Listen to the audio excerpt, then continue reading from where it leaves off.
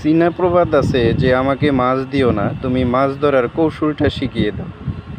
সেই প্রবাদে বিশ্বাসী করে দেখেন এখানে সুকৌশলীরা সুন্দরভাবে বড়শি দিয়ে মাছ ধরতেছে।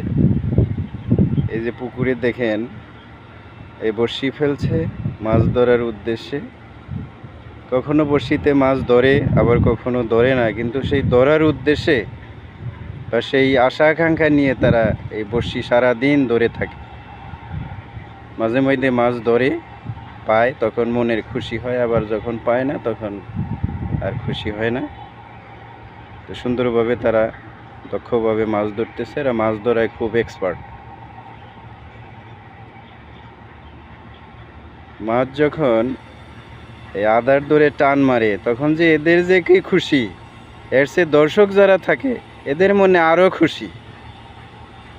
সেই আনন্দ নিয়েই